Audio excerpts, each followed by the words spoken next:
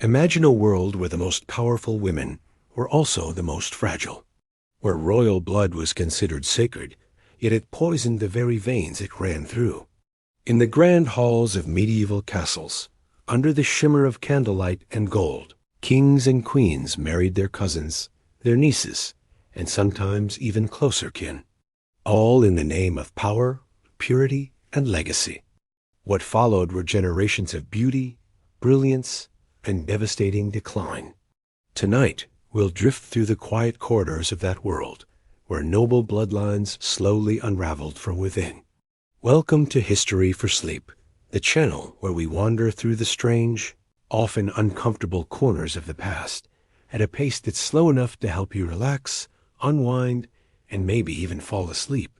Before we begin, take a deep breath, get comfortable, and if you enjoy these calm explorations of history, please remember to subscribe. It helps the channel grow and lets us keep making more sleepy stories like this one. And if you have a moment, leave a comment telling us what part of history you'd like to hear next, or when you usually listen in. Your thoughts and curiosities help shape every journey we take. As you settle in, let the noise of the day fade away. Picture the flicker of a torch against stone walls, the echo of footsteps in an empty throne room, and the quiet tragedy hidden behind royal portraits. These were women born to rule, yet trapped by bloodlines that valued purity over health. Tonight, we'll unravel their stories slowly, gently, and without judgment. We'll meet queens whose lineage was their destiny and their downfall. So close your eyes, breathe deeply, and let's begin with how it all started, in the tangled web of Europe's royal families. In the medieval world, blood wasn't just a family matter, it was currency. Power flowed not through armies alone, but through marriages carefully arranged to bind kingdoms together. Royal bloodlines were seen as sacred, chosen by God to rule, and the fewer people who shared it, the more valuable it became. This belief turned love into politics, and marriages into strategies of survival. To the kings and queens of Europe, keeping the bloodline pure meant keeping the throne secure. Across the continent, dynasties like the Habsburgs, the Bourbons, and the Plantagenets began weaving a web of alliances so tight that it left no room for outsiders. Cousins married cousins, uncles married nieces, and distant relatives became spouses. Each union wasn't about romance, but about sealing peace treaties, claiming land, or preserving claims to crowns. The result was a network of families so interconnected that nearly every royal house in Europe shared the same ancestors. What seemed at first to be a clever political strategy slowly grew into a genetic trap. To understand how it began, picture a map of Europe around the 13th century. Each kingdom was a patch of color, bordered by rivals and threats. To secure those borders, rulers exchanged their daughters like diplomatic gifts. A princess of France might marry a prince of Spain, uniting their realms through her womb. Her children would inherit both claims, tying nations together under one lineage. But to protect those claims from dilution, royal advisors began to look inward for matches, within the same family, within the same circle of power. Marrying a cousin was safer than trusting a stranger's dynasty. The Church, which held enormous influence over such matters, officially forbade close-kin marriages, but papal dispensations were easily granted for the right price or political favor. When royalty came asking, the answer was almost always yes. The line between what was divine law and what was politically convenient blurred into insignificance. Bloodlines thickened. Family trees looped back on themselves. The children of these unions were born to rule, but also to suffer. As generations passed, the physical toll became impossible to ignore. Features began to repeat, illnesses lingered, and mental instability was quietly whispered about in palace corridors. Yet no one dared to stop the practice. The logic was simple. Better to risk deformity than disloyalty. Better to marry a cousin than an enemy. Better to preserve the bloodline, even as it weakened. In many ways, These decisions were not made by the women themselves. They were pawns in dynastic games that treated their bodies as vessels for political continuity. Their worth lay in their lineage, and their marriages were decided before they were old enough to understand what that meant. Every royal birth was a negotiation between nations, every wedding a chapter in a treaty, and every child a gamble between power and peril. The tragedy of these choices wouldn't become fully apparent until centuries later, when entire dynasties began to crumble under the weight of their own genetic inheritance.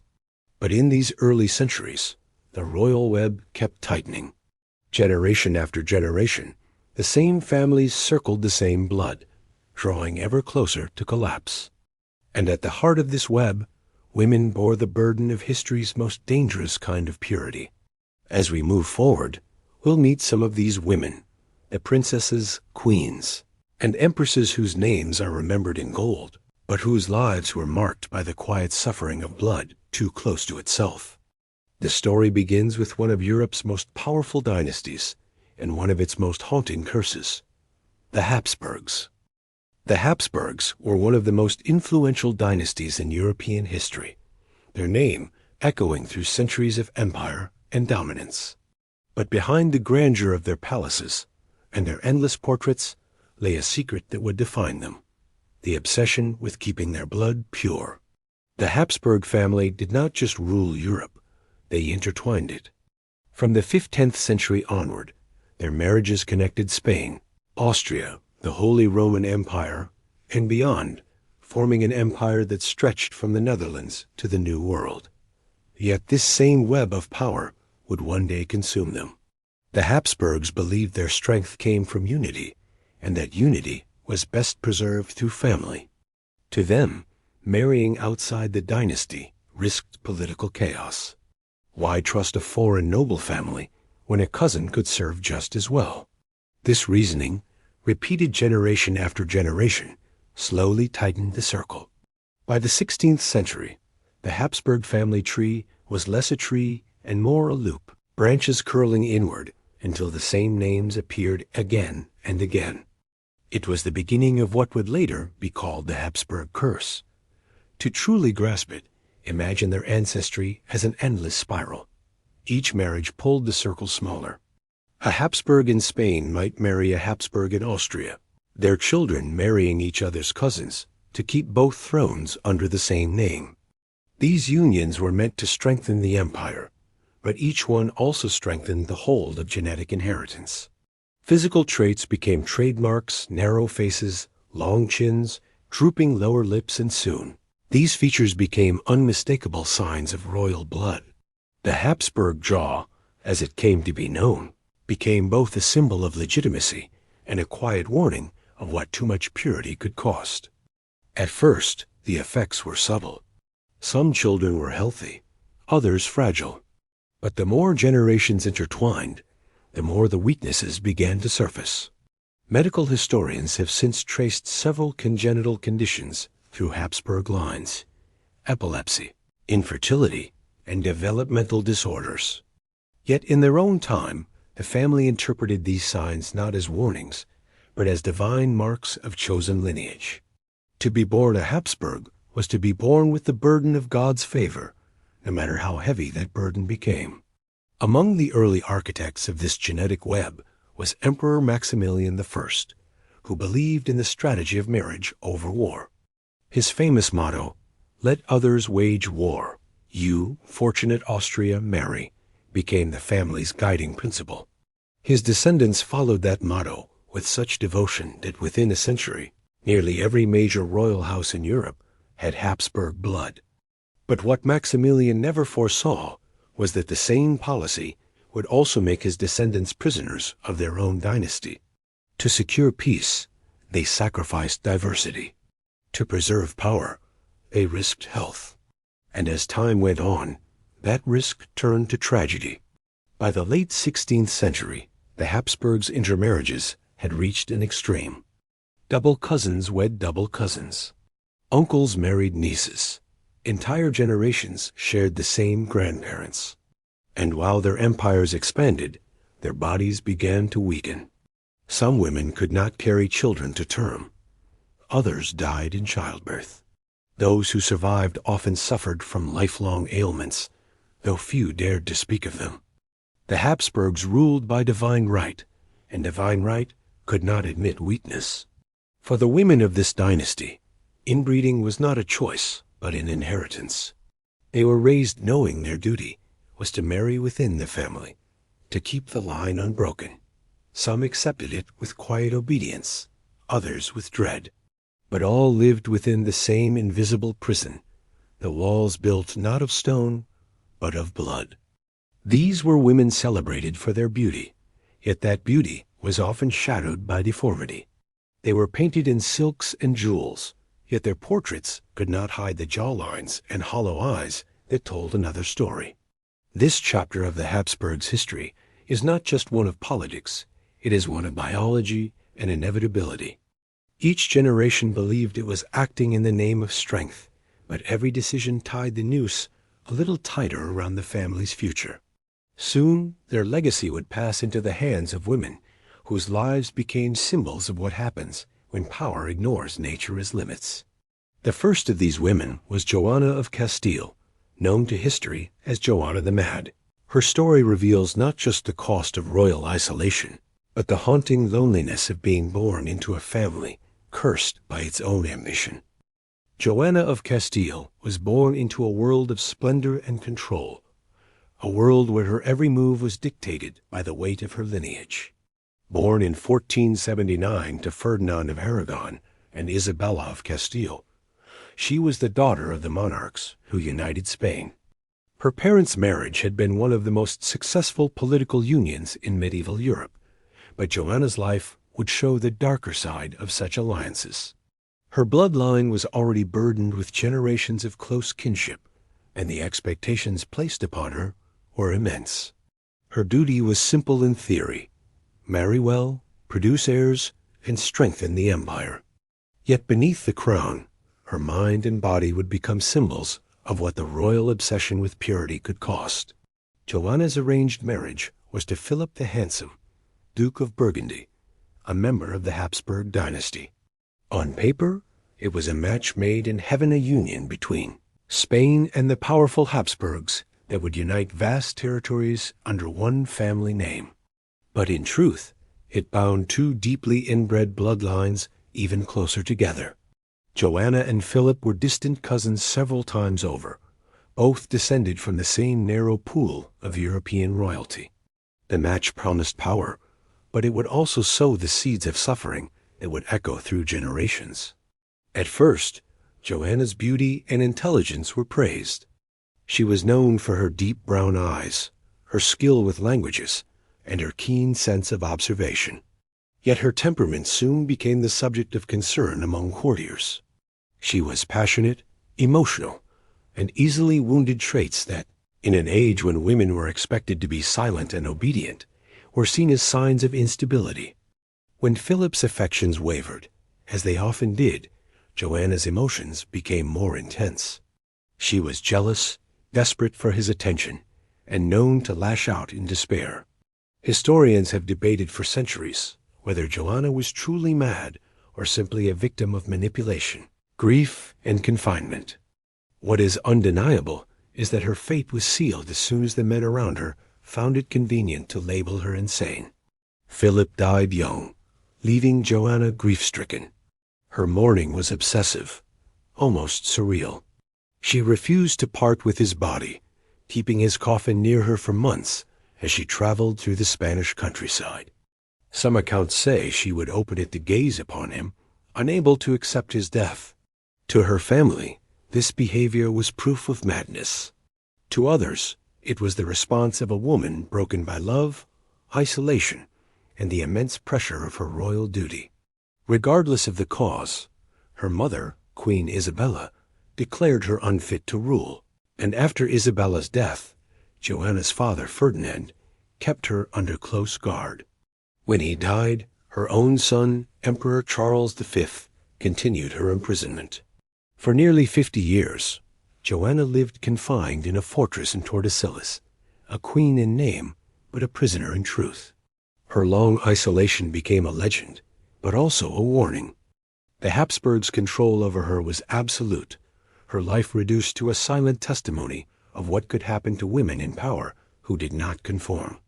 The very blood that made her royal had become a curse, a web of genetics and politics that left her trapped. Her descendants would inherit both her crown and her instability. Some would call it madness. Others would recognize it as the inevitable consequence of generations who refused to look beyond their own bloodline. Joanna's story marks a turning point in the history of inbred royalty. She was not the last to suffer from the mental and physical consequences of dynastic intermarriage, but her life made those consequences visible. The image of a queen wandering the halls of her confinement, whispering to a coffin, became one of Europe's most haunting symbols of power corrupted by fear. She had been born to unite kingdoms, but her body and mind bore the cracks of centuries of closed circles. As her son Charles V rose to power, uniting vast territories under the Habsburg name, the same cycle continued. He would marry within the family, ensuring that the blood of Joanna the Mad flowed through nearly every royal lineage in Europe. And with each new generation, the Habsburg curse grew stronger, passing silently through the veins of queens and princesses who would pay for their ancestors' choices in their own bodies. Margaret of Austria entered the world in 1480, a year after her aunt Joanna of Castile, and she too was born into the careful, claustrophobic choreography of dynastic power. Her father, Maximilian I, was the Holy Roman Emperor, and her mother, Mary of Burgundy, brought him vast lands and wealth. But Margaret's life was never her own. From childhood, she was a diplomatic pawn, a tool of her father's ambition, and a quiet participant in the Habsburg plan to marry its way across Europe. The irony is that Margaret, who would never bear children of her own, became one of the key architects of the same web that trapped her family for generations to come. Her early years were spent as a living treaty. At just 3 years old, she was betrothed to the Dauphin of France, the future Charles VIII, and sent to France to be raised among her future husband's people. Imagine being a toddler placed in a foreign court, surrounded by strangers, spoken to in another language, and told you were there to seal peace between nations. For a time, she was treated as France's future queen. But politics shifted quickly in those days, and alliances were as fragile as parchment. When Charles VIII decided to marry Anne of Brittany instead, the betrothal was broken, and young Margaret was sent home, her worth already spent. The rejection didn't end her political usefulness. Her father quickly arranged another match, this time to the heir of Aragon and Castile, Prince John, the brother of Joanna of Castile. It was another move to link Habsburg and Spanish power, but fate had other plans. Prince John died shortly after their wedding, leaving Margaret widowed before she turned 20. Her loss was mourned, but not for long. The wheels of politics kept turning, and she was soon married again, this time to Philibert II, Duke of Savoy. For the first time, she reportedly found affection in her marriage, yet happiness was brief once more. Philibert died suddenly after only 3 years, leaving Margaret widowed again at the age of 24. This second loss changed her. She never remarried and instead poured her energy into diplomacy and governance. As regent of the Netherlands, Margaret became one of the most respected women of her age. Her court at Mechelen was a place of learning, art, and politics. She mentored her nieces and nephews, including the future Emperor Charles V, shaping the very rulers who would carry the Habsburg name to new heights and new genetic dangers. It is a strange twist of fate that a woman who refused to marry again became one of the strongest links in the chain of marriages that defined her family's destiny. Margaret's life reveals how women of royal blood could wield power even within their narrow confines. She had no children, yet she left an indelible mark on Europe's political landscape. Her correspondence with kings, popes, and scholars reveals a mind both sharp and weary, a woman who understood the price her family paid for its ambitions. Though she had escaped the physical consequences of the Habsburgs' inbreeding by remaining childless, she watched as the next generation succumbed to it. Her beloved nephew Charles would marry within the family, repeating the pattern that had already begun to show its cracks. When she died in 1530, Margaret left behind not a dynasty of her own, but a legacy of careful, intelligent rule. Her court had been peaceful and prosperous, her leadership admired even by her rivals.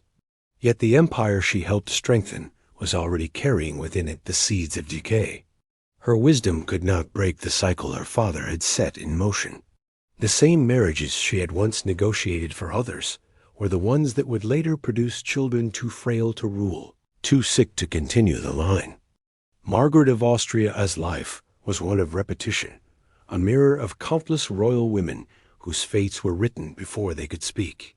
Her story stands as a calm before the storm, a rare moment of stability in a lineage that would soon spiral toward collapse.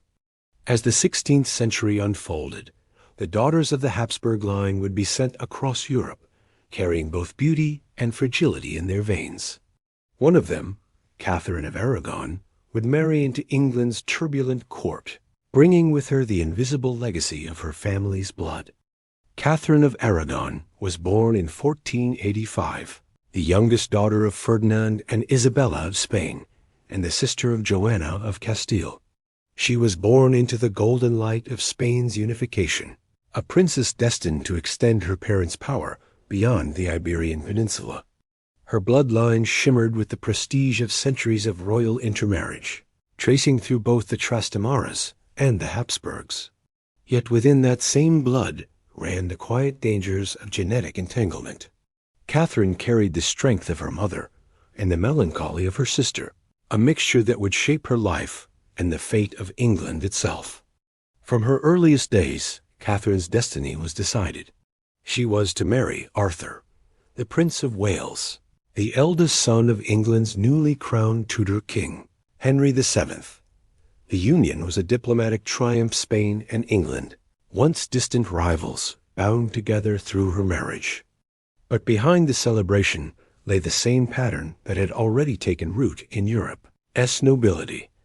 Another match between families connected by shared ancestors, another tightening of the royal web.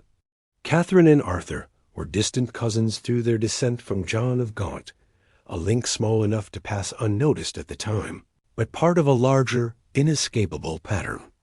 Catherine was 15 when she arrived in England, a world colder, wetter, and harsher than the palaces of Granada she had known.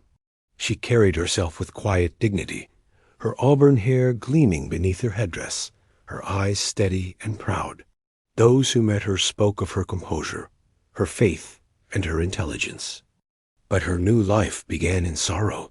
Arthur was frail, already weakened by illness, and within months of their wedding, he was dead. Catherine was a widow before she turned 16, stranded in a foreign land, her position uncertain and her dowry contested.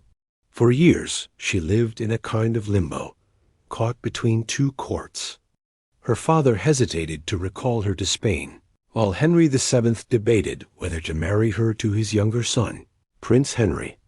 It was not affection that drove the discussion, but politics, alliances, trade, and the ever-present need for heirs. When Henry VII died and his son became King Henry VIII, Catherine's life was once again steered by duty. She married him, uniting Spain and England in what many believed would be a new age of peace and strength. She was 23, graceful and patient, a perfect queen in appearance and in faith. But beneath the crown, Catherine's life was marked by loss. Over the years, she became pregnant 6 times. Only one child, Mary, survived infancy. Each miscarriage and stillbirth deepened the sorrow around her, whispers growing that the union was cursed. In her grief, Catherine clung to prayer, believing that suffering was a test of faith.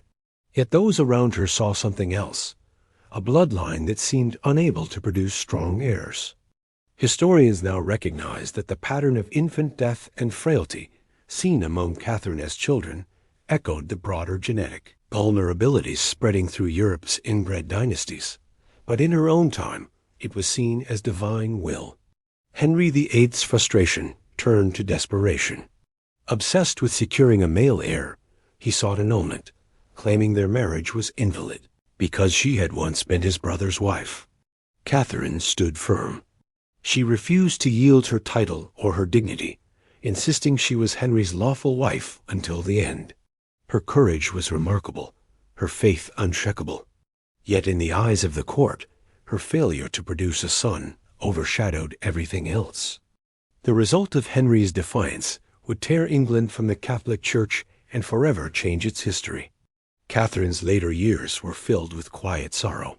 Banished from court, separated from her daughter, she lived in isolation, clinging to her faith and her sense of honor. The woman who had once embodied the grandeur of Spain and the promise of unity became a symbol of endurance. Even as her health declined, she never lost her dignity. When she died in 1536, she was buried not as a queen, but as a princess, her heartbroken daughter forbidden to attend her funeral. Catherine of Aragon's story is one of devotion and tragedy, of a woman trapped between duty and fate. She carried in her blood the legacy of generations who believed power could be preserved through purity. In her womb, that legacy faltered. Her daughter Mary would inherit both her mother's determination and her family's frailty, and her reign would carry forward the echoes of a dynasty that could not escape its own reflection. Mary the First of England, known to history as Bloody Mary, was born in 1516, the only surviving child of Catherine of Aragon and King Henry VIII. From the moment she took her first breath, she carried the hopes of two kingdoms and the heavy shadow of her family's history. Her mother's sorrow had already filled the royal halls, and Mary's very survival was seen as a fragile miracle. She was small, pale, and often ill as a child, but she possessed the fierce intelligence and devotion of her mother. In her veins flowed the blood of the Tudors and the Habsburgs, a union of ambition and fragility that would define both her reign and her suffering. From her earliest years, Mary's life was shaped by political storms beyond her control. When her father cast aside her mother to marry Anne Boleyn, Mary was declared illegitimate, stripped of her royal title, and separated from Catherine. The bond between mother and daughter was one of deep affection, and their separation left scars that never healed. Catherine's unwavering faith and quiet endurance became the model Mary would follow all her life, even as it led her down paths of isolation and sorrow.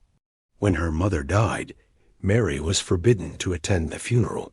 She grieved in silence, carrying forward the quiet strength that had defined the women of her bloodline for generations. As she grew older, Mary's body reflected the same signs of frailty that had haunted her ancestors.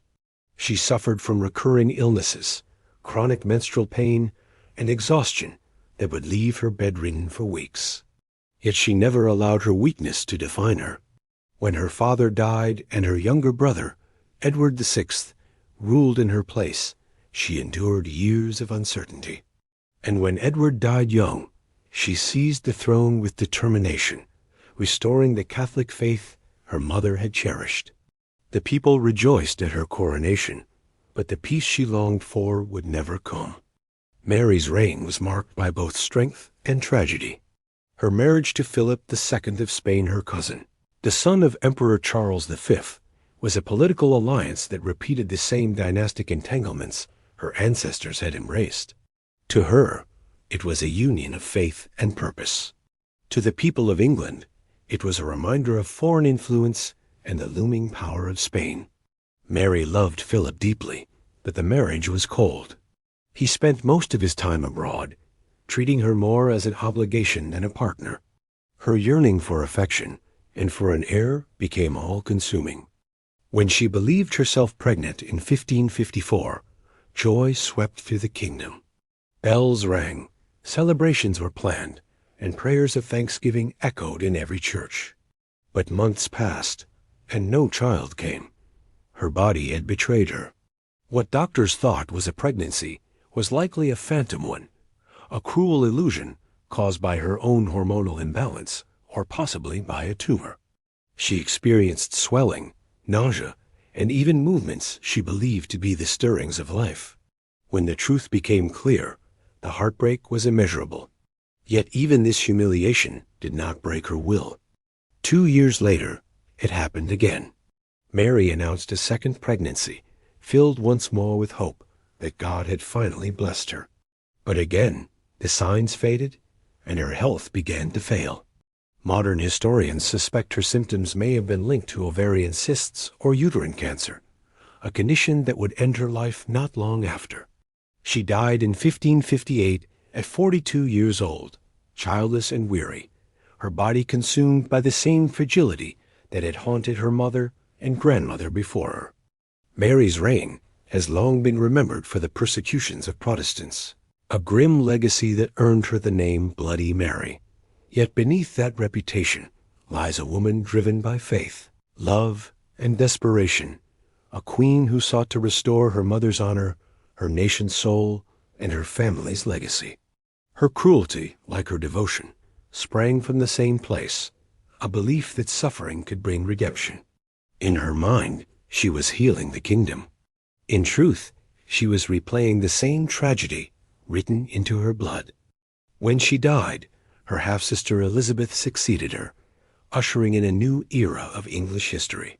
But Mary's story remained a warning of life, shaped by the intertwined threads of politics, faith, and biology.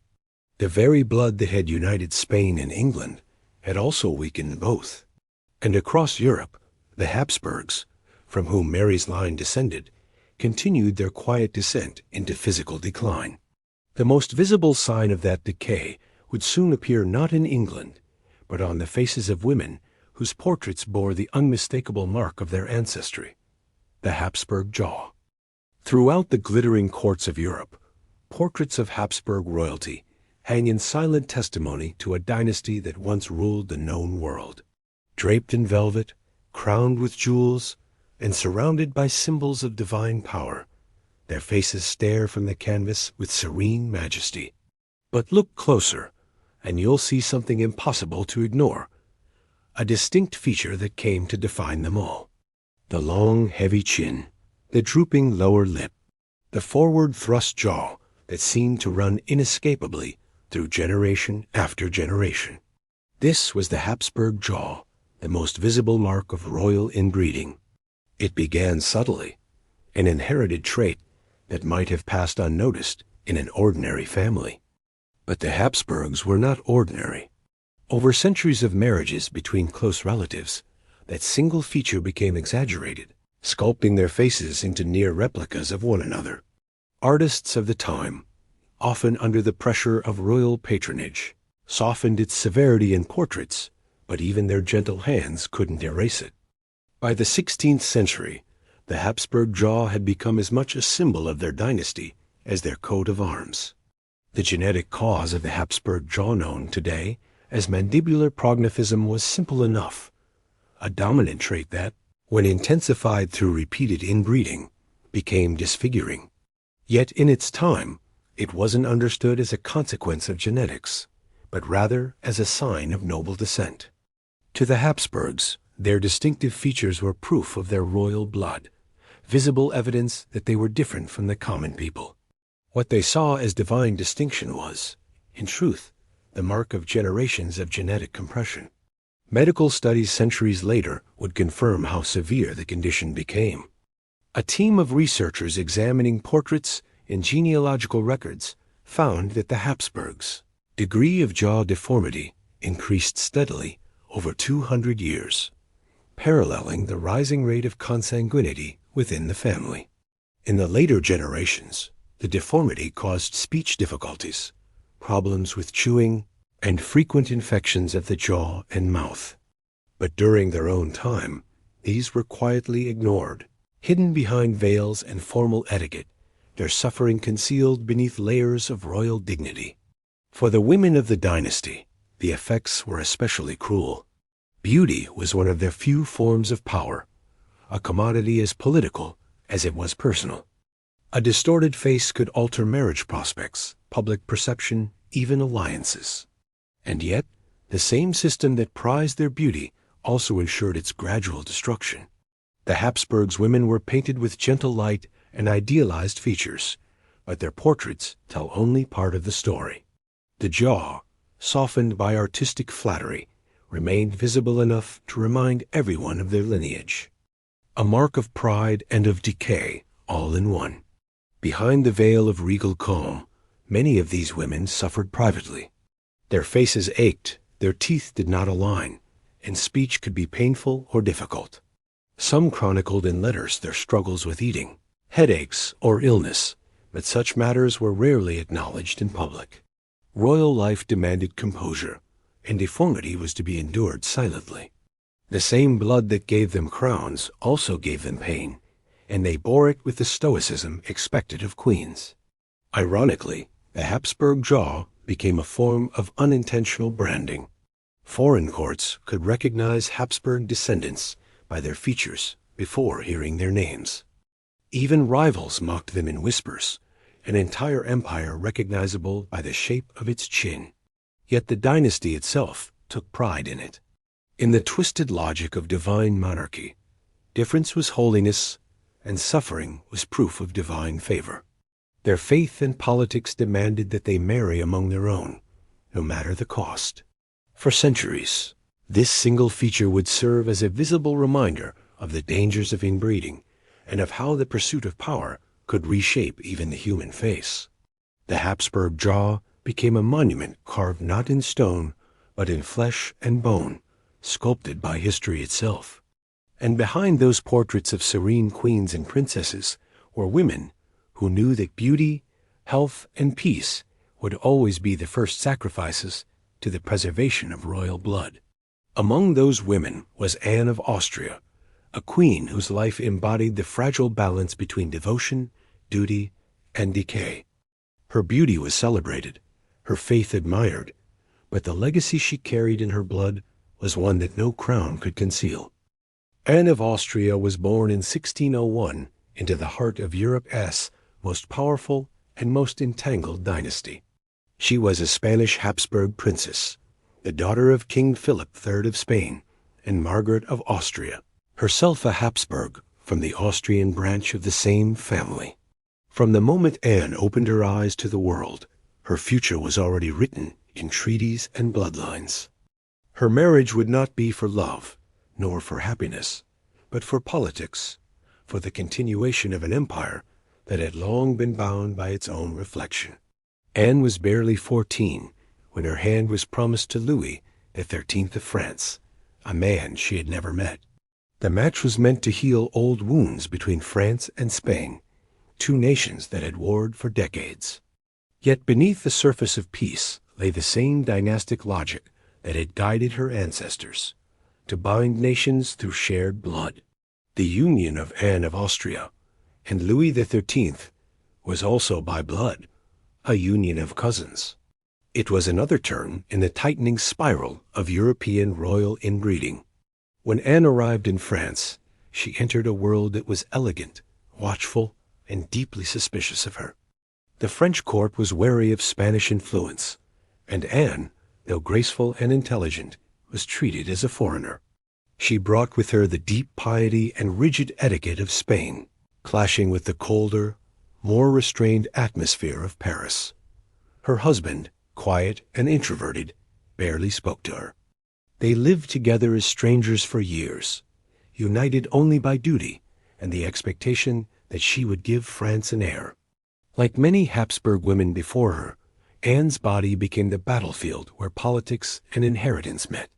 Her early pregnancies ended in tragedy, miscarriages, stillbirths, and long periods of illness. Each loss deepened her isolation.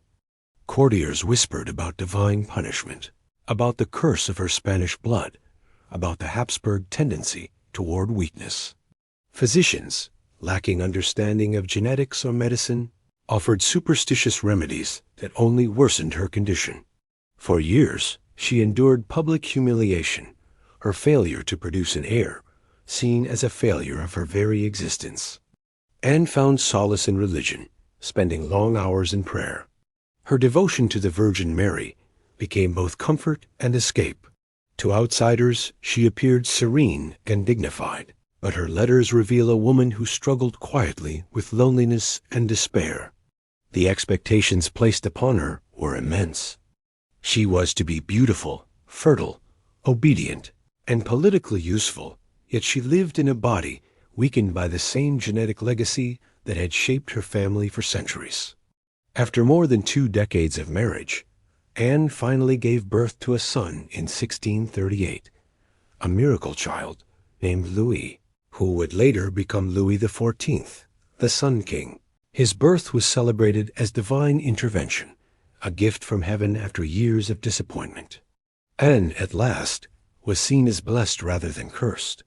But behind the joy, the same truth lingered. Louis XIV carried in his veins the same concentrated Habsburg inheritance that had caused so much suffering before him. The dynasty continued, its brilliance inseparable from its fragility. As queen, Anne endured her husband's indifference, court intrigue, and political suspicion. Yet after Louis XIII's death, she became regent for her young son and ruled France with unexpected strength. Alongside Cardinal Mazarin, she guided the kingdom through rebellion and crisis. The same quiet endurance that had defined her life became the source of her power. She ruled not through force, but through patience, diplomacy, and faith. But the marks of her lineage remained visible. Portraits of Anne show a face that carries the faint echo of her ancestors: the long chin, the soft jaw, the melancholy gaze. Her beauty, though celebrated, bore the subtle reminder of her bloodline's past. Even in her triumph, she was still a daughter of the Habsburgs, still part of the same endless web that bound cousins to cousins and nations to one another through fragile bodies. Anne of Austria's life was one of contrasts, devotion and duty, weakness and strength, isolation and influence. She embodied the quiet tragedy of a woman born to preserve a dynasty that had already begun to consume itself. Her reign as queen and regent brought stability to France, but it also ensured that the legacy of Habsburg inbreeding continued to shape the rulers of Europe for generations to come. Her own nieces and cousins, born from the same narrow pool of ancestry, would carry the story forward, none more so than Mariana of Spain, whose marriage would take this genetic web to its breaking point. Mariana of Spain was born in 1606 into the same gilded labyrinth of blood and duty that defined every Habsburg generation. She was the daughter of King Philip III of Spain and Margaret of Austria, making her the sister of Anne of Austria, the Queen of France. From the moment of her birth, she was more symbol than child another link in the chain that tied Spain and Austria together, another vessel through which the dynasty hoped to preserve its sacred, if increasingly fragile, lineage. Her life would show just how far that obsession with purity had gone, and how cruelly it could exact its price. Maria Anna's destiny was decided early. Her family planned for her to marry within the Habsburg circle, as had become tradition. The logic was the same as always: keep the power close, keep the blood pure. But by her generation, the family tree had looped in on itself so completely that almost any royal match meant marrying a cousin. In her case, the match was with Ferdinand, the third of Austria, her double first cousin. They shared all 4 grandparents, making them as genetically close as siblings. Yet this was seen not as dangerous, but as ideal. To the Habsburgs, it was a perfect union of power and piety, strengthening both the Spanish and Austrian lines. Their wedding in 1631 was a grand affair, filled with solemn splendor and religious ceremony. Behind the glitter of jewels and candlelight, however, lingered the silent truth that the couple's union was another step deeper into the genetic trap the Habsburgs had built over centuries. Ferdinand was tall, serious, and devout. Maria Anna was gentle, intelligent, and dutiful. They shared the same dark eyes and pale skin, the same long chin and rounded jaw that marked their shared ancestry. They even shared the same illnesses that had plagued their family for generations: fragile constitutions, weak stomachs, and recurring fevers. Their marriage, though politically successful, was shadowed by loss. Maria Anna bore several children, but not all survived infancy. Those who did were delicate and often sickly. The couple's son, Ferdinand IV, seemed healthy at first, but died at the age of 21 from smallpox, leaving the empire without a direct heir. Another son, Leopold, would eventually succeed his father as Holy Roman Emperor, but he too carried the marks of inbreeding: a narrow face, the telltale jaw, and a body prone to illness. The dynasty continued to rule, but it was ruling on borrowed time. Maria Anna's role as empress placed her in the center of the Habsburg world. She moved with her husband between Vienna and Prague, her days filled with religious observances, audiences, and the quiet routines of court life. But her letters reveal a deep sense of melancholy. She mourned her lost children with quiet resignation, expressing faith that their souls had gone to heaven, even as her own health began to fail. She was pious to the point of austerity, perhaps finding in faith the only solace for the burdens her lineage imposed. The Church, ever eager to sanctify the Habsburgs' divine image, praised her devotion as an example of Christian womanhood, never acknowledging the human cost of the dynasty's closed bloodlines. Physically, Maria Anna showed the unmistakable features of her family. Portraits painted during her reign show her with the characteristic Habsburg jaw, the soft downward slope of the lower lip, and the weary gaze shared by so many of her kin. Contemporary accounts note her grace and her dignity, but also her fragility and elegance that seemed to shimmer on the edge of exhaustion. Like many Habsburg women, she lived a life wrapped in ceremony and expectation, her personal identity swallowed by duty. When she died in 1646, at only 40 years old, her passing was mourned across Europe as the death of a saintly empress. Yet her death also symbolized the quiet decay of a family line that had pushed nature to its limits. Her surviving children carried her genetic inheritance forward, but with each new generation, the effects grew more severe. The Habsburg jaw became more pronounced, the health problems more frequent, the childless marriages more common. And among her descendants would be one woman whose life embodied the full collapse of the dynasty. This long experiment with purity, the most inbred woman in royal history, Mariana of Austria. Maria Anna's story, though gentler than some, is one of inevitability. She lived as she was born to serve the dynasty, to obey the will of God, and to pass on the blood that had already begun to fail.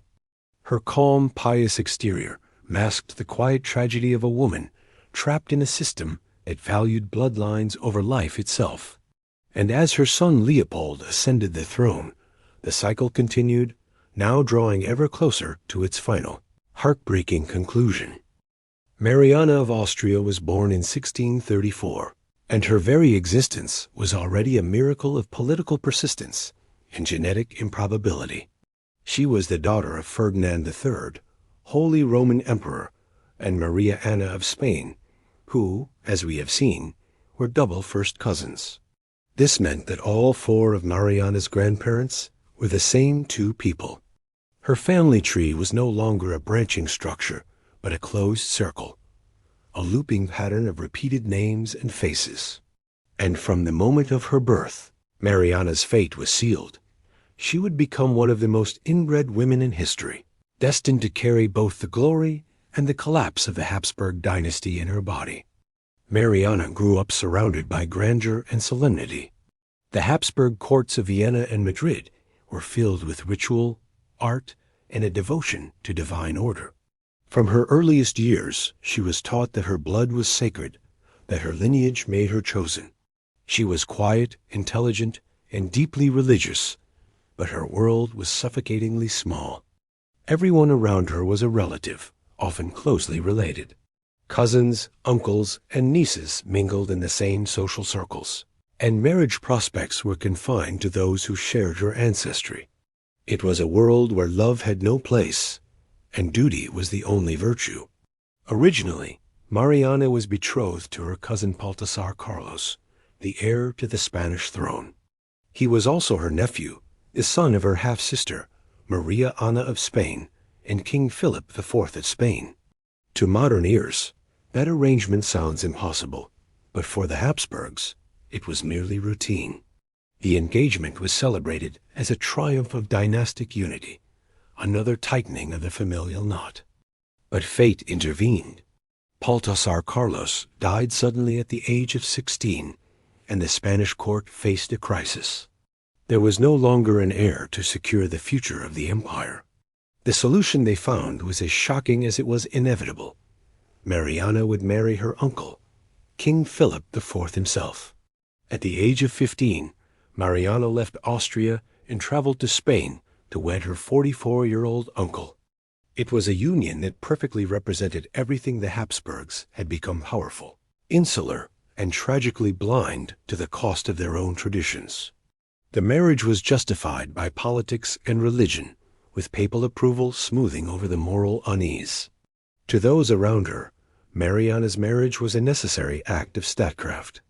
To her, it was likely a surrender of her youth and a confirmation that her life was not her own. Despite the vast difference in age and experience, Mariana carried out her role with obedience. She became Queen of Spain at an age when most girls were barely considered women. Her husband, weary and aging, had already lost his first wife, her own aunt, Elizabeth of France, and several children.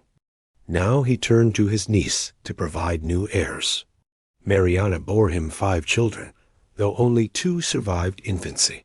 Margaret Theresa, who would later marry her maternal uncle in Charles, the long-awaited male heir who would become Charles II of Spain, the final and most tragic figure of the Habsburg line. Mariana's life at court was a mixture of ceremony and loneliness. Philip adored her at first, but their marriage grew strained under the pressures of politics, illness, and loss. The Spanish Empire was fading, its armies weakened, its economy failing, and its people restless. Meanwhile, Mariana's health was fragile. She suffered frequent miscarriages, debilitating fatigue, and mysterious ailments that left her confined to her chambers for days. The same narrow gene pool that had created her also made her body frail, her pregnancies difficult, and her children weaker still. Portraits of Mariana reveal her condition in haunting detail. Painted most famously by Diego Velázquez, she appears pale and still, her face framed by the vast black and silver dress of Spanish court fashion. Her eyes seem weary beyond her years, her chin broad and heavy, her lips pressed in quiet endurance. Even through the careful idealization of the painter's brush, the Habsburg jaw is unmistakable. She was, quite literally, the embodiment of her family's history, an entire dynasty written upon her face. When Philip IV died in 1665, Mariana became regent for their son Charles, who was only 4 years old. She ruled Spain in his name for nearly 2 decades, navigating political intrigue, economic disaster, and the disapproval of foreign courts. Yet beneath her strength as a regent, she carried the unbearable guilt of knowing that her son was frail and sickly, born from the same pattern of inbreeding that had defined her life. As she aged, her own health declined further. She withdrew increasingly into prayer and ritual, perhaps seeking solace from the quiet awareness that her family's reign was nearing its end. Mariana of Austria's life is one of the clearest illustrations of how inbreeding, when taken to its extreme, can destroy even the most powerful dynasties. Her marriage to her uncle and her role as mother to Charles II represent the final, tragic turn of the Habsburg web, woven so tightly that it could no longer sustain itself. She had fulfilled her duty, but that duty had consumed her. And through her son, the consequences of centuries of royal isolation would finally come to light in their most heartbreaking form. When Mariana of Austria gave birth to her son Charles in 1661, the Spanish court erupted in celebration. After years of loss, miscarriages, and fading hope, the Habsburg line finally had a male heir. Bells rang, choirs sang, and prayers of thanksgiving filled the cathedrals of Madrid. The boy was named Charles, in honor of his Habsburg ancestors, and from the moment he was placed in his mother's arms, the court proclaimed him a miracle. Yet beneath the cheers and the pomp, there was a quiet dread, because the child did not look like other infants. His body was frail, his features distorted, and his cries weak. The long line of royal marriages between cousins had produced its final, most fragile scion. Charles II of Spain would grow into a living symbol of the price of purity. Charles was born with a combination of genetic defects, so severe that modern scientists have used his case to study the effects of centuries of inbreeding. His lower jaw was so enlarged that he could barely close his mouth, and his tongue was too large for him to speak clearly or chew properly. He had trouble walking, suffered from seizures, and remained sickly throughout his life. His intellect was limited. Some described him as simple, others as childlike, and still others as lost in a fog of confusion and pain. But for all his ailments, Charles was still the king, and around him, an empire continued to pretend that everything was fine. His mother, Mariana, loved him deeply and ruled as regent during his youth. She shielded him from the world, protecting him from the whispers that spread through the palace corridors. Those who saw him up close spoke in hushed tones about his frailty, his inability to eat without assistance, and his wide, unblinking stare. Yet court protocol demanded that he be treated as a divine monarch. Every gesture toward him had to be formal, every address reverent. Behind the curtain of ceremony, a sick child struggled to survive in a body that could not support him. Charles's health was so poor that most expected him to die young. But somehow, he lived on into adulthood, a fact that baffled his physicians and deepened his legend. They called him El Hechizado, the Bewitched, believing his condition was the result of sorcery or a curse. In truth, the curse was written in his DNA. His family tree showed an extraordinary degree of genetic overlap. His parents were uncle and niece. His grandparents were all double cousins, and the same ancestors appeared again and again throughout his lineage. Studies centuries later estimated that Charles, the second's inbreeding coefficient, the measure of how closely related one's parents are, was equivalent to the offspring of a brother and sister. No royal family in history had compressed its bloodline so completely. As king, Charles struggled to fulfill even the simplest duties. He was kind by nature, but easily manipulated, surrounded by factions vying for control. His court became a place of intrigue, superstition, and exhaustion. Every illness he suffered was met with panic and prayer. Every recovery hailed as a miracle. Yet no miracle could save Spain from decline. The empire that once ruled half the world was collapsing under debt, corruption, and military defeat. The physical decay of the monarch mirrored the spiritual decay of the nation he ruled. Mariana, who had been regent for much of his life, continued to wield influence until her death. She had spent decades fighting to protect her son's fragile throne, but as her strength waned, she must have known the truth. There would be no heirs, no continuation of the line. Charles married twice, both times to women who pitied rather than loved him.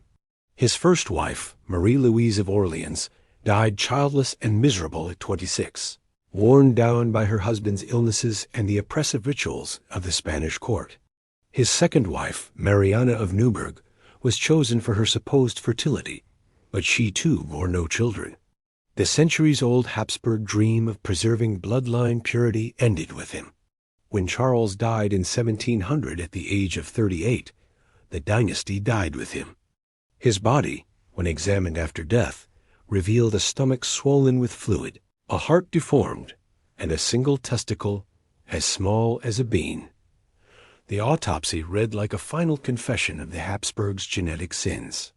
The purest blood in Europe had become its weakest. Spain was left leaderless, its empire fractured, its power gone. The throne passed to a new dynasty, the Bourbons, and with them came the final collapse of a royal lineage that had once seemed destined to rule forever. Mariana of Austria did not live to see her son's death, but her life had been the long prelude to it. Through her body, through her womb, through her blood, the Habsburg experiment had reached its end. The dynasty had built its empire on the illusion that blood could stay pure forever, that power could outlast nature. But nature had the final word.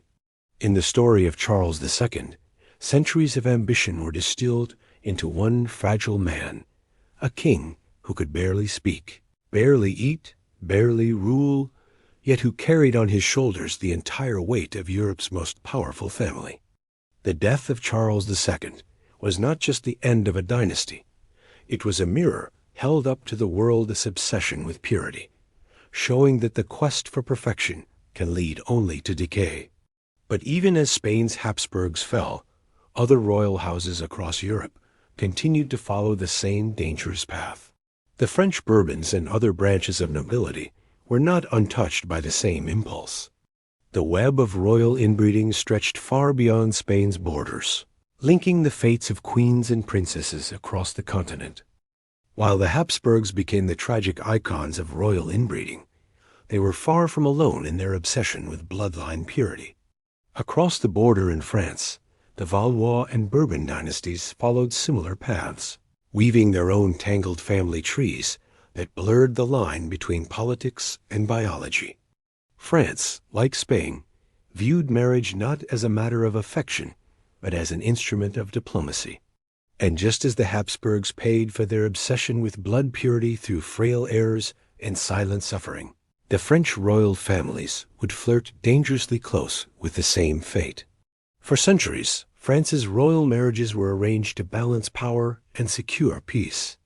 The Valois kings of the late medieval period, who ruled before the Bourbons, practiced intermarriage within the noble elite to preserve their alliances and estates. Cousins married cousins, sometimes under papal dispensation, with the justification that noble blood was too precious to dilute.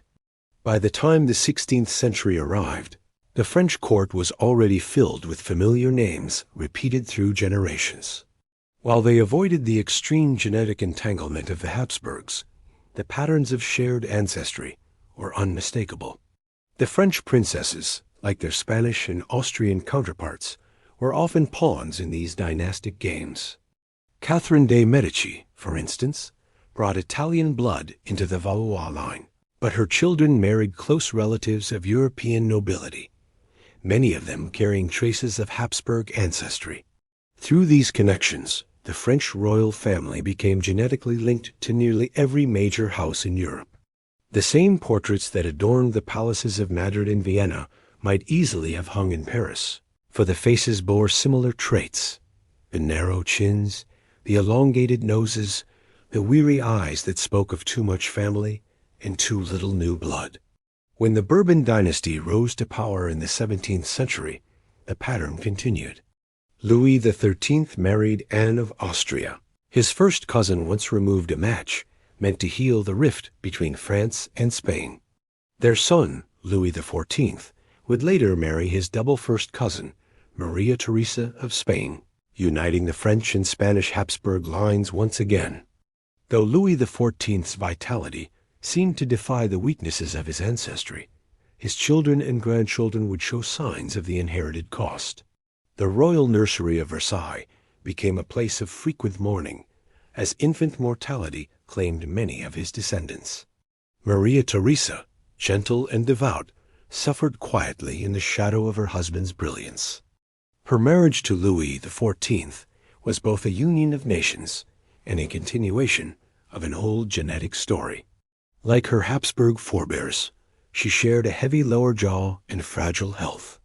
Her pregnancies were difficult, her strength waned with each child, and she died at the age of 44 almost, the same age her aunt, Empress Maria Anna, had died decades earlier. The French court mourned her politely, but moved on quickly, as politics demanded. Yet her death was another reminder that the quest to keep royal bloodlines intact came at a personal cost for the women who bore them. The Bourbon line, though less visibly afflicted than the Spanish Habsburgs, still bore the traces of intermarriage. Repeated cousin marriages within France's aristocracy created subtle but compounding effects, recurring illnesses, weakened immune systems, and fragile heirs. Even in later generations, the line between royal duty and genetic danger blurred. The marriage of Louis XVI and Marie Antoinette, though not between close cousins, still represented centuries of tightly controlled aristocratic breeding that limited the diversity of their ancestry. Their inability to produce strong, healthy heirs became part of the whispered discontent that surrounded the final years of the monarchy. Unlike Spain, France's immense population and its somewhat broader marriage patterns kept the Bourbon bloodline from collapsing completely. But the signs were there, visible in the frailty of infants, the recurring deformities, and the quiet despair of queens who endured one failed pregnancy after another. In private, midwives and courtiers spoke of curses, of divine displeasure, of strange humors, and inherited weakness. No one dared to say the truth aloud, that the very system designed to preserve royal power was slowly corroding it from within. By the 18th century, the French court had learned to disguise its flaws with art and ceremony. The perfection of Versailles, with its mirrors, its music, and its golden symmetry, hid the imperfections of the bodies that ruled within it. The royal family became a performance of beauty and order, even as illness and exhaustion claimed its members one by one. It was as if the kingdom itself was holding its breath, unwilling to admit that nature was beginning to rebel against centuries of manipulation. The Valois and Bourbons, like the Habsburgs, had treated marriage as a tool of control. Yet all the wealth, faith, and politics in the world could not escape biology's quiet laws. The more they tried to keep their blood pure, the more fragile their heirs became. In the end, the lesson was the same on both sides of the Pyrenees. Power cannot outwit nature forever. The bodies of queens and princesses carried the burden of dynasties, and each generation brought them closer to breaking. As Europe entered a new age of science and enlightenment, whispers of these royal infirmities began to take on different meaning. What had once been seen as divine mystery started to be understood as something else entirely: heredity, inheritance, and the hidden cost of generations of inbreeding. And as the royal courts began to crumble, it was the women within them who had already borne the proof of that truth in their bodies and their silence. Throughout the centuries of dynastic ambition, royal women were treated as living vessels, keepers of legacy, purity, and power. Their lives were charted before birth, their marriages arranged before they were grown, their bodies viewed as extensions of statecraft. But behind the jeweled crowns and gilded portraits, behind the layers of silk and ceremony, was a private world of pain. The cost of Europe's inbreeding dynasties fell heaviest on the women who carried their children, endured their illnesses, and died young beneath the weight of expectations they never chose. Inbreeding did not just shape their faces, it shaped their health. Recessive genes, once safely hidden in generations past, began to meet again, combining and compounding across centuries of cousin marriages. What began as mild weakness in one generation became fatal in the next. These women suffered from infertility, miscarriages, stillbirths, premature deaths, and chronic illness. They were praised for piety and endurance, even as their bodies failed them again and again. The very purity that made them royal was also what made them frail. For queens like Catherine of Aragon, Anne of Austria, and Mariana of Spain, repeated pregnancies and losses were more than personal tragedies. They were public events. Every miscarriage was mourned by courtiers, analyzed by diplomats, and whispered about by enemies. In the shadows of cathedrals and palaces, prayers were said for royal wombs that could not bear healthy heirs.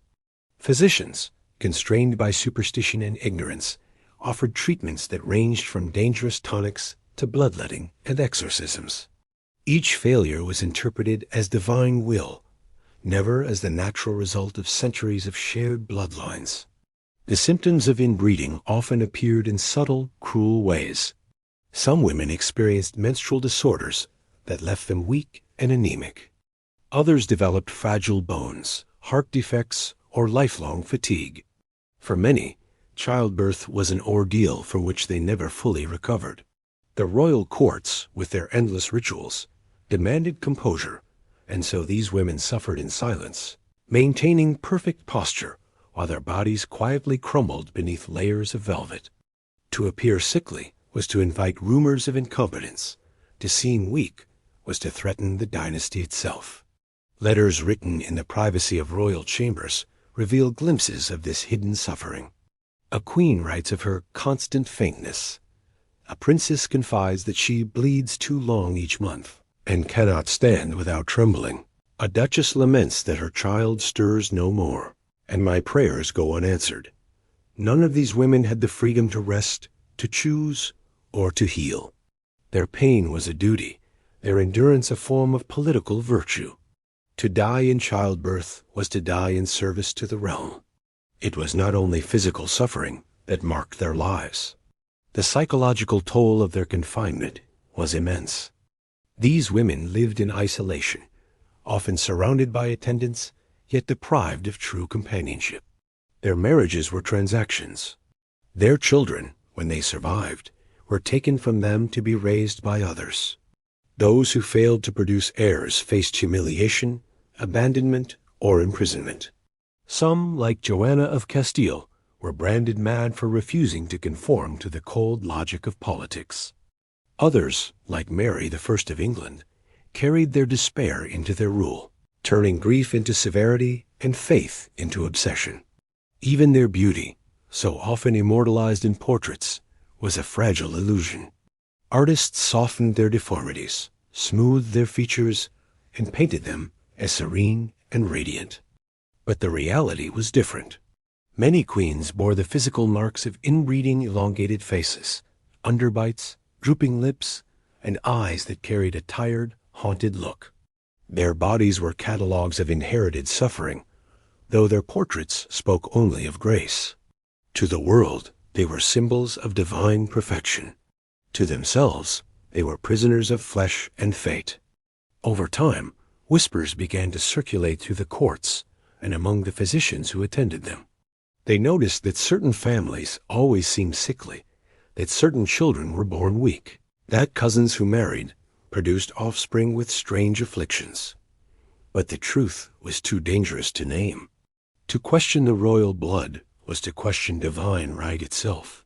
So the cycle continued, generation after generation, until the cost became too obvious to hide. For every Charles II who became the public face of degeneration, there were countless unnamed women who carried the same burden in silence.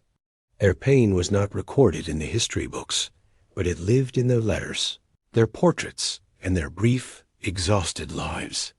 They were the invisible casualties of royal ambition women who were celebrated for their purity, even as that purity destroyed them. As the 17th century gave way to the 18th, the tides of thought began to change. Science slowly began to challenge superstition.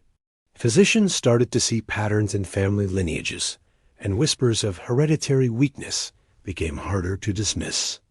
Yet for the royal women of that era, it was too late. They had already paid the price in blood. The myth of divine bloodlines had been broken, but the lessons it left behind would echo for centuries, long after their crowns had turned to dust. In the candlelit world of medieval and early modern courts, beauty was more than vanity, it was politics. A queen's face could forge alliances. A princess's features could shape peace treaties, and the ideal of beauty itself was entangled with the idea of divine perfection. The royal body was both symbol and spectacle, representing not just personal grace, but the health and stability of an entire dynasty. Yet behind this shimmering ideal, a slow decay took root. The same families that glorified the purity of their blood were unwittingly eroding their own vitality, and nowhere was that contradiction more visible than in the faces of the women they placed upon thrones. The idea of pure blood was powerful in an age obsessed with hierarchy. Nobility was seen as something sacred, a gift from God that must be preserved unsullied. In portraits, queens were painted as luminous, untouched and flawless, their pale skin and serene expressions meant to suggest both chastity and divine favor. But in truth, that pallor often came from illness. The delicate features that artists praised as ethereal were sometimes the result of malnutrition, anemia, or congenital deformities. The beauty of royal women became a mask one painted over the physical evidence of centuries of inbreeding. For the Habsburgs and their peers, physical similarity was a badge of honor. Family likeness proved legitimacy. The longer the nose, the heavier the jaw, the more unmistakably royal one appeared. Artists such as Velázquez, Titian, and Sanchez Coelho were instructed to preserve these noble traits in portraits, reinforcing the idea that deformity and beauty could coexist within the same divine lineage. When viewers saw the drooping lower lip or the long chin of a Habsburg princess, they saw not imperfection, but proof of continuity. The royal image was a paradox. The closer they came to collapse, the more their faces became symbols of strength.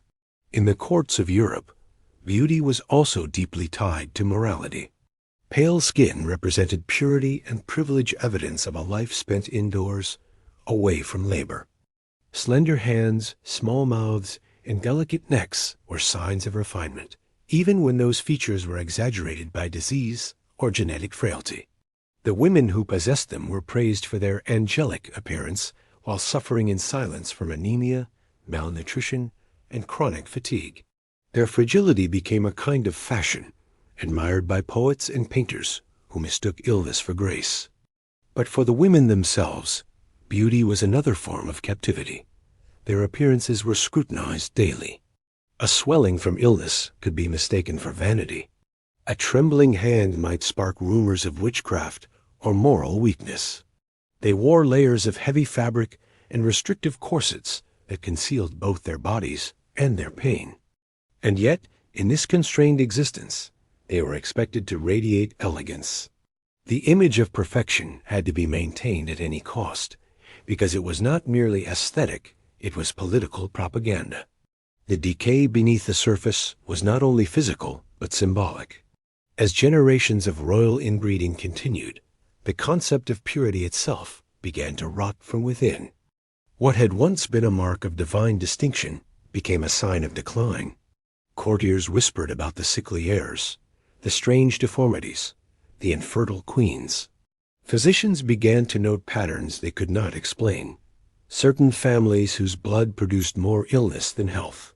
But even as the evidence mounted, the ideal of purity remained sacred. It was better, they believed, to die noble than to live diluted.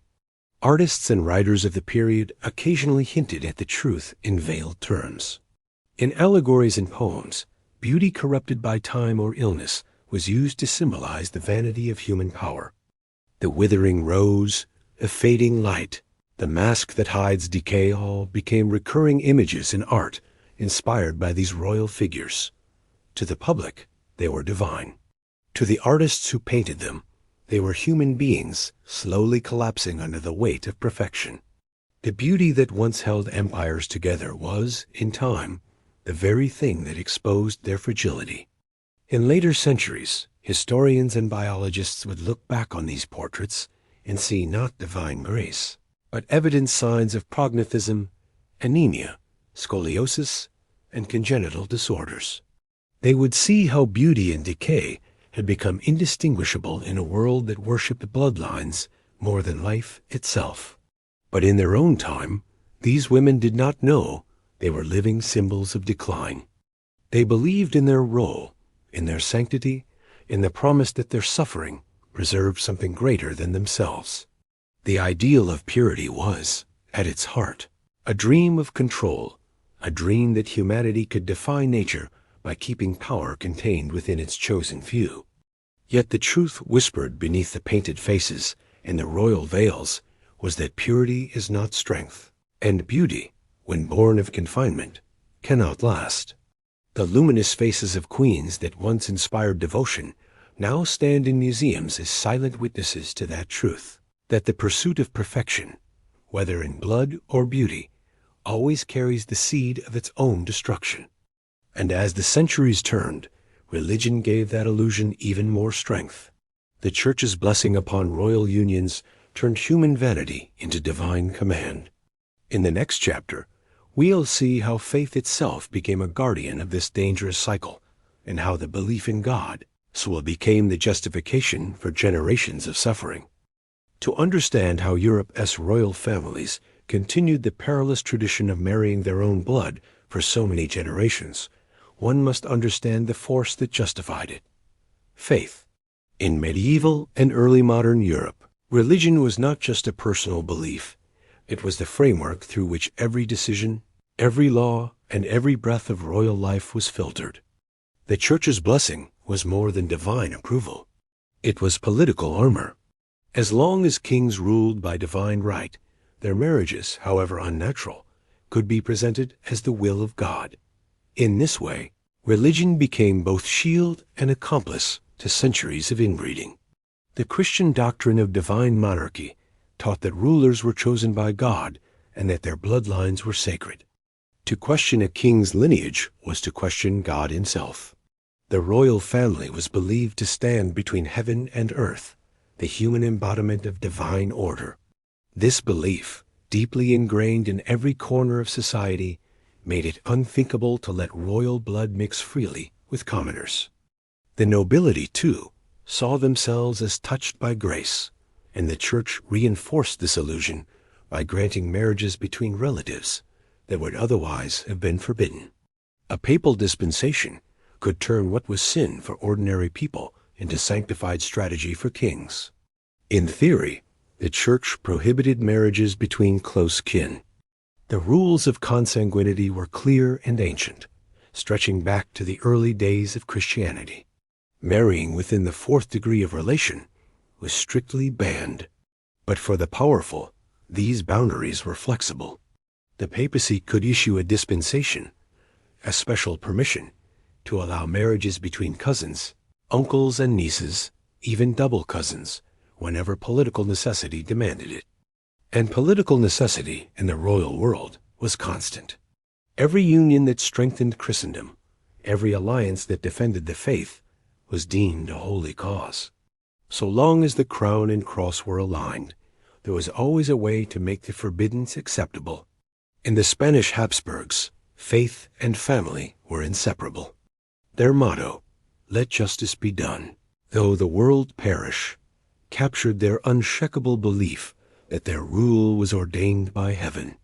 The family saw their intermarriages not as acts of defiance against natural law, but as devotion to divine will. God, they believed, would preserve their blood because it was chosen. When their children were born sickly, when their queens died in childbirth, when their sons could not produce heirs, these were seen not as consequences of biology, but as tests of faith. Suffering was holy. Pain was proof of purity. The greater the burden, the more certain they were of God's favor. The Church did not merely tolerate this view, it helped maintain it. Priests and confessors reminded queens that their wombs served God's purpose. Each pregnancy, each miscarriage, each death in childbirth was framed as part of the divine plan. The suffering of royal women was compared to the Virgin Mary's sorrows, their endurance praised as saintly. It was a form of quiet spiritual coercion, sanctifying the pain that politics demanded of them. Behind every holy marriage was a priest's blessing, and behind every priestess' blessing was the unspoken understanding that God's will aligned neatly with dynastic ambition. Even when doubts arose, they were drowned in ritual and scripture. When Joanna of Castile was imprisoned, her madness was explained as the devil's work, not as the product of generations of inherited instability. When Charles II of Spain was born frail and deformed, courtiers whispered of witchcraft, not of bloodlines. The Church sanctioned exorcisms, prayers, and processions to heal what could not be healed. They anointed him with holy oils and called him the Catholic King, believing his suffering was redemptive, a symbol of faith tested by evil forces. No one dared to speak the more earthly truth that the dynasty's undoing had been wrought by their own design. Faith also made inbreeding easier to justify emotionally. To the deeply religious, marrying within one's family was not just practical, it was a form of loyalty. It kept faith and purity within the same sacred circle. The closer the blood, the stronger the sense of divine continuity. In royal minds, this was not arrogance but reverence. They truly believed they were guarding God's chosen seed. To marry a stranger, even a noble stranger, was to risk contamination not of the body, but of the soul. But faith is a double-edged sword.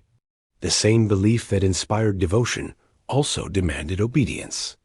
The women of royal blood were taught to see their suffering as holy duty, their silence as virtue, their deaths as offerings. Their lives became living sermons, proof that sacrifice was noble and obedience divine. Each generation repeated the same mistake with unwavering piety, convinced that their bloodline's decay was not the fault of their choices, but the mysterious will of God. As time went on, science began to erode that certainty. But before knowledge took root, faith had already woven 1,000 justifications into the fabric of European power. The Habsburgs, Bourbons, and other dynasties had turned theology into biology, transforming divine right into a hereditary trap. Religion had preserved their power for centuries, but it had also blinded them to the quiet rebellion of nature unfolding within their own veins.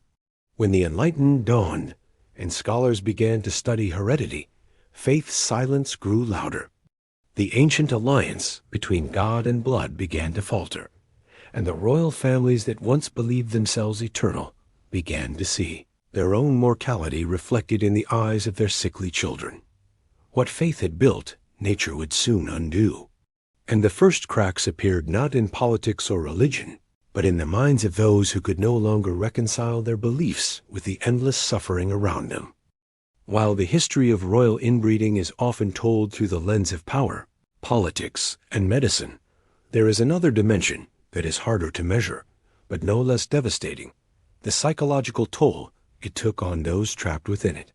Behind every crown was a mind burdened by isolation, expectation, and inherited fragility. The women of Europe's royal dynasties lived lives of immense privilege, but also of quiet torment. Their bodies carried the genetic cost of their lineage, while their minds bore the invisible weight of duty and confinement. In the echoing corridors of palaces, surrounded by servants and ceremony, many of them were utterly alone. From childhood, these women were taught that their value lay in their blood and their obedience. They were not raised to dream, but to serve their families, their nations, and their God. A princess's education focused on piety, modesty, and the art of submission. Her worth was measured by her purity and her potential to produce heirs. Love was a concept mentioned in stories, but rarely in their lives. When their marriages were arranged, they were told to be grateful, to smile, to represent peace, even when they were little more than pawns in a political exchange. This kind of emotional control left deep scars. Many developed anxiety, depression, or quiet forms of madness long before their bodies showed signs of decay. For some, like Joanna of Castile, the psychological cracks were visible. Her grief, obsession, and despair were recorded by those who confined her, turned into stories of royal madness. But many others suffered quietly, unseen. Letters and diaries that survive reveal women trapped between devotion and despair.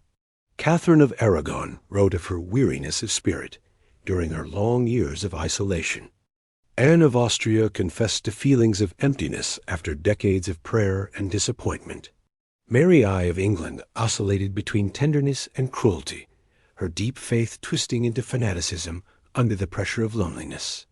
They lived surrounded by people, yet they were starved of real connection. Even the women who appeared strong, Margaret of Austria, Mariana of Spain, Mariana of Austria wrote, or were described in ways that reveal a deep melancholy. Their duties never ended, their identities consumed by the expectations of motherhood and obedience. The men around them ruled empires, fought wars, and built legacies. But the women were told that their greatest contribution was endurance. To endure was holy, to suffer was noble. Yet endurance without choice becomes a kind of imprisonment, and that imprisonment left its mark on their minds. Many of these royal women lived lives defined by repetition. Their days were choreographed prayer at dawn, meals at prescribed hours, audiences and ceremonies arranged by rank and ritual. Every gesture was observed, every word recorded. They were never truly alone, yet never truly free.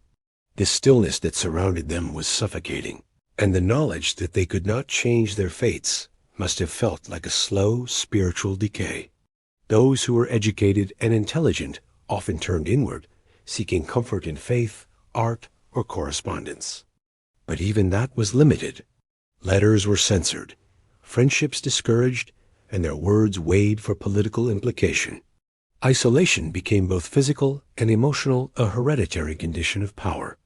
The mental strain extended to their children as well. Generations of intermarriage did not only bring physical weakness, but also heightened vulnerability to neurological and psychological disorders.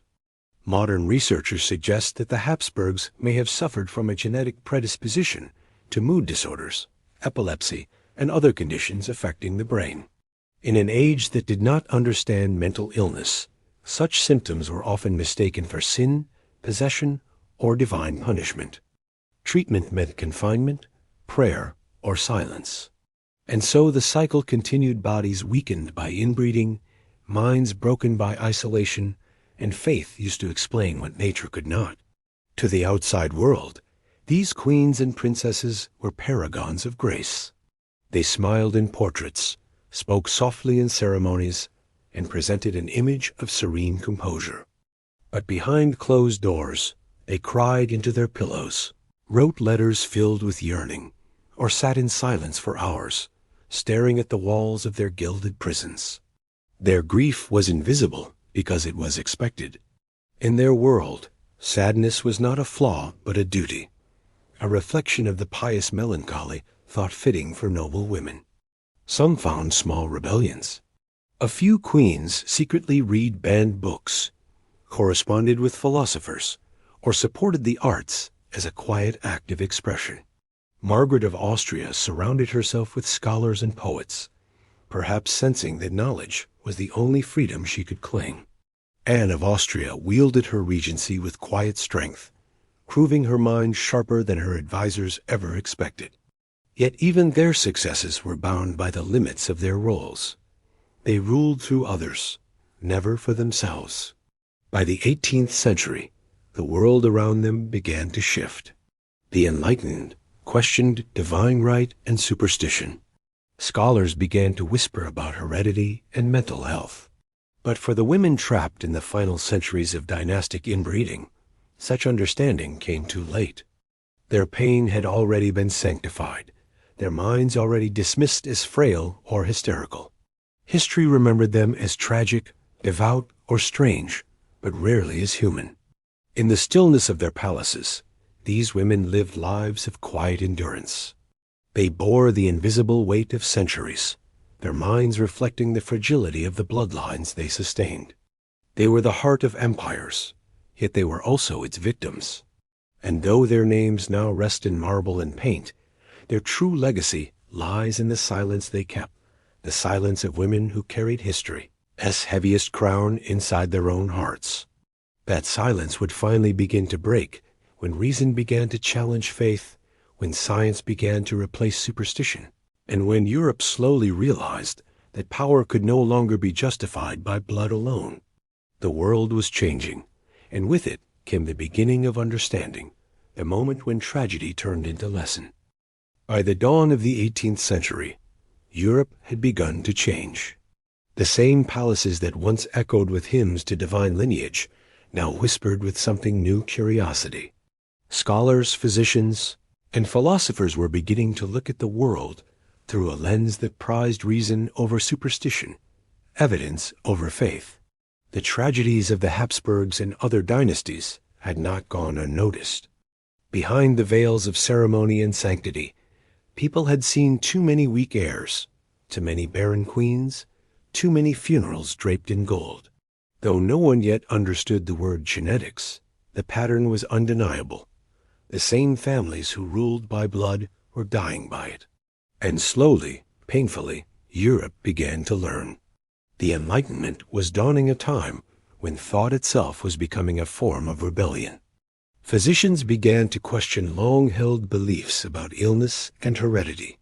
They observed that certain ailments seemed to run in families. Midwives noted that the children of cousins often fared worse than those of unrelated parents. And though no one could yet explain why, the connection between close kinship and disease began to take shape. For the first time in centuries, the suffering of royal women and their frail children was being examined not as divine punishment, but as the natural consequence of biology. This realization came gradually, carried by both science and tragedy. The death of Charles II of Spain had shocked the courts of Europe, not only for its political consequences, but for what it revealed about the limits of royal power. Here was a king born of generations of divine unions, yet so frail that he could barely speak or walk. No priest could disguise what had happened. The idea that pure blood was sacred began to lose its luster. It was no longer purity, it was weakness. And as new dynasties took power, the old ways began to look less holy and more dangerous. The Bourbon kings of France, who inherited Spain after Charles's death, took these lessons to heart, though not entirely by choice. They, too, had practiced intermarriage, but the political map of Europe was shifting. Wars, revolutions, and the rise of new states made it harder to maintain closed bloodlines. Marriages began to reach beyond traditional alliances. German princesses, Italian duchesses, and even lesser nobles began to marry into once exclusive families. Though these unions were still political, they were also more biologically diverse. Without realizing it, Europe's monarchs were beginning to dilute the centuries-old concentration of shared ancestry that had weakened them for so long. Meanwhile, science was quietly replacing superstition. The new thinkers of the age, men like Carl Linnaeus and later Gregor Mendel, would lay the groundwork for understanding heredity. But even before their discoveries, doctors were beginning to challenge divine explanations. They examined family records, studied illnesses across generations, and noticed that deformities and disorders often followed predictable lines. They no longer spoke of curses or witchcraft, but of nature's laws. The human body, once seen as an instrument of God's will, was becoming something that could be observed, studied, and understood. For the women of royal blood, this shift came too late to save them, but it gave meaning to their suffering. Their repeated tragedies became evidence in the slow unfolding of human knowledge. The countless miscarriages, the stillborn heirs, the fragile infants who lived only days all, became part of a new kind of understanding. Physicians began to warn against marriages between close relatives, and though such warnings were often ignored at first, the seed of change had been planted. Knowledge, once forbidden, began to grow in the cracks of old superstition. The Church, long the guardian of royal unions, began to retreat from its role as the arbiter of dynastic marriages. Papal dispensations became less frequent, and moral debates about consanguinity grew sharper. Some clerics even began to argue that God has laws in nature. Laws were one and the same, that to defy biology was to defy divine design itself. The irony was profound. Faith, which had once justified inbreeding, now began to turn against it. The divine right of kings was giving way to the rights of nature. By the late 18th century, Europe's royal families were opening their bloodlines, not from enlightenment alone, but from necessity. War, disease, and revolution had toppled thrones and scattered dynasties. The French Revolution in 1789 delivered a message no monarch could ignore. Power no longer came from blood alone. The idea that nobility was biological was fading, replaced by new ideals of merit, equality, and progress. The world was entering the modern age, and the old idea of pure lineage had no place in it. Yet even as the science of heredity emerged, the shadows of history lingered. The royal portraits remained, frozen in their elegance, bearing the unmistakable marks of the past, the heavy chins, the pale eyes, the distant expressions. Each face was both a warning and a reminder of how long it takes for humanity to learn what nature has always known. That diversity is strength and isolation is decay. In the centuries that followed, the lessons of the Habsburgs would be echoed in new forms. Modern monarchies, constitutional and symbolic, would still carry traces of their ancestors' choices, but the age of dynastic self-destruction was ending. Science had lifted the veil that faith and fear had drawn. The tragedy of inbred royalty had forced a realization that could not be unlearned, that no family, no matter how divine it believed itself to be, can escape the laws that govern all life. And yet, even with knowledge came sorrow. The women who had suffered for those lessons were long gone, their names remembered only as historical curiosities or tragic footnotes. But their lives, their pain, and their endurance had shaped the understanding that followed. The slow realization that nature cannot be ruled was written in their blood, and it would change the world forever. In the final chapter, we will look at how that realization reshaped Europe's royal houses, how inbreeding finally came to an end, and what traces of this centuries-long experiment still remain in modern times. By the 19th century, the world that had once worshipped divine bloodlines was fading into the past. Science had caught up with superstition, and politics had outgrown the fragile bodies that once symbolized power. Europe's monarchs, still draped in tradition and ceremony, began to understand that the survival of their houses depended not on purity, but on adaptation. The age of dynastic inbreeding, the centuries-long experiment in political biology, was finally coming to an end. But it did not vanish overnight. It lingered in memory, in portraits, and in the faces of those who remained, half relics of a medieval dream and half witnesses to a modern awakening. The fall of the Spanish Habsburgs in 1700 had been a warning bell for every court in Europe. Their extinction proved that the quest for pure blood was a dead end. As new dynasties like the Bourbons, Hanoverians, and Romanovs took power, they sought to widen their marital circles, forming alliances across borders without repeating the same narrow patterns of kinship. They could not yet speak in terms of genes or heredity, but instinct and observation had taught them what science would later confirm. Too much sameness breeds weakness. The 18th and 19th centuries saw a slow but decisive shift. Royals began to marry further afield into minor nobility, foreign branches, and occasionally even into families that, a century earlier, would have been considered beneath them. The rise of nationalism also played a part. Kings and queens became symbols of nations rather than divine bloodlines, their legitimacy tied to public approval rather than celestial ancestry.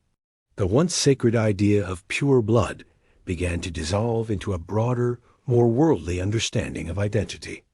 Science provided the language for this change. As studies of heredity advanced, the causes of inherited disorders became clearer. Physicians began to record cases of hemophilia, epilepsy, and other genetic conditions, tracing their patterns through royal lineages. The British royal family, descended from both German and Scottish roots, became a case study in how recessive diseases could spread through generations. Queen Victoria's descendants carried the gene for hemophilia across Europe, earning the disorder its grim nickname, the royal disease. It was a reminder that even diluted royal blood could not escape the consequences of inherited fragility. But it was also a sign of progress, an acknowledgement that what once had been seen as divine mystery was, in truth, biological fact. Modern genetics, centuries later, would confirm everything nature had been trying to say. The concept of inbreeding coefficients, genetic diversity, and hereditary risk explained what the Habsburgs had lived without understanding. Studies revealed that Charles II of Spain's inbreeding level was higher than that of a child born to parents who were siblings. His DNA, had it been analyzed in his lifetime, would have shown what history already knew, that the dynasty had reached a genetic impasse. It was not God's punishment. It was simply mathematics, the inevitable outcome of too few ancestors repeated too many times. But even as the science became clear, the echoes of those ancient choices continued to ripple through time. The idea of noble blood, though stripped of its divine veneer, survived in subtler forms. Aristocracy remained fascinated by lineage, and the social hierarchies of Europe continued to place immense weight on heritage and birthright. The obsession with purity had lost its throne, but not its shadow. Even in the modern age, where science has mapped the human genome and monarchy has become largely symbolic, there remains a lingering reverence for names and families that trace their roots back to those very dynasties that nearly destroyed themselves. For the women of royal blood, the change was both liberating and bittersweet. By the 19th and 20th centuries, princesses began to marry for love, or at least for compatibility. Yet their history remained written in the soft decline of their foremothers, the ghosts of the Habsburgs still haunting every coronation and wedding. The portraits of Mariana of Austria and Maria Theresa still gazed down from palace walls, silent reminders of what duty once demanded.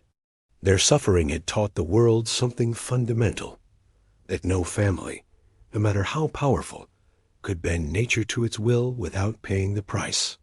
Today, the faces of modern royalty tell a different story. Genetic diversity has brought health and vitality where once there was frailty. The children of Europe's monarchs no longer carry the same burden of deformity or decline.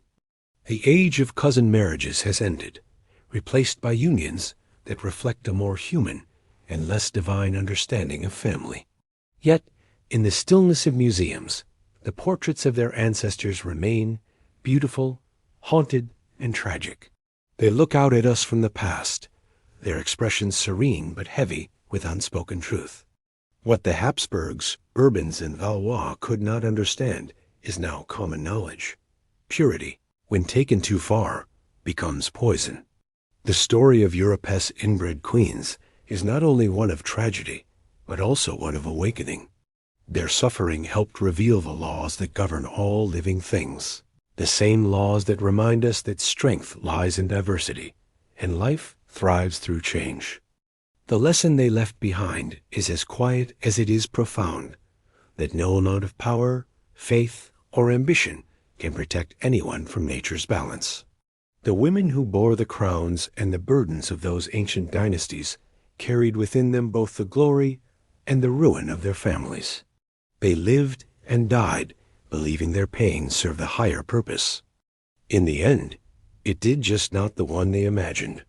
Their suffering became history's teacher. And though centuries have passed, when we look upon their portraits, the high collars, the heavy jewels, the solemn eyes, we see not just queens and princesses, but women who remind us that even the mightiest bloodlines must bow to the quiet, unyielding laws of life itself. As we come to the end of this story, let the echoes of those long-forgotten courts fade into stillness.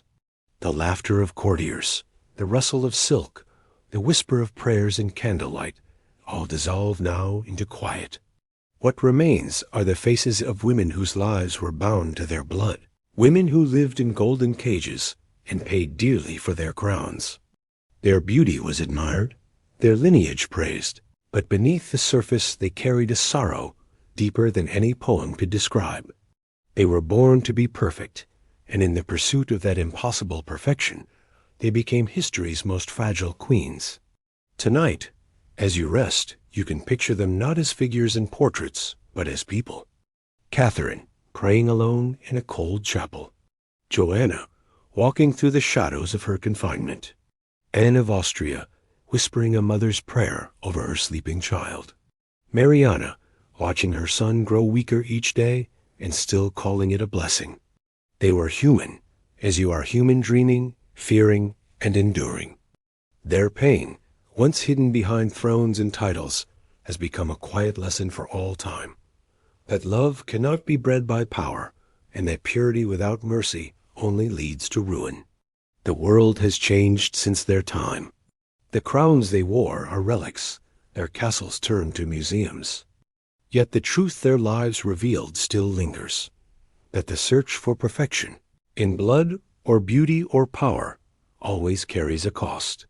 Their suffering ended the belief that birth alone could make one divine. From their downfall came a deeper understanding of what truly endures: kindness, resilience, and the courage to change. So now, take a breath. Let their stories settle like dust after a long procession. The lessons of the past are heavy, but the night is gentle. History may be filled with pain, but it also carries peace in its remembering. You have walked through centuries of beauty and decay, through courts lit by candles and burdened by secrets. And now the torches are dimming. The queens and empresses are resting. The echoes of their lives grow softer, like a lullaby from another age. If you've found this story soothing or thought-provoking, remember to subscribe to History for Sleep. It helps us continue to bring these quiet corners of the past, too. Life for nights when your mind refuses to rest. And if you'd like, leave a comment, tell us what parts of history you'd like to wander through next, or when you listen most often. Your curiosity guides the stories we tell. Now, let your breathing slow. Let the candles of the mind burn low. The world outside can wait until morning. The women of the past have found their peace, and you can too. Sleep well, and may the lessons of history guard your dreams tonight.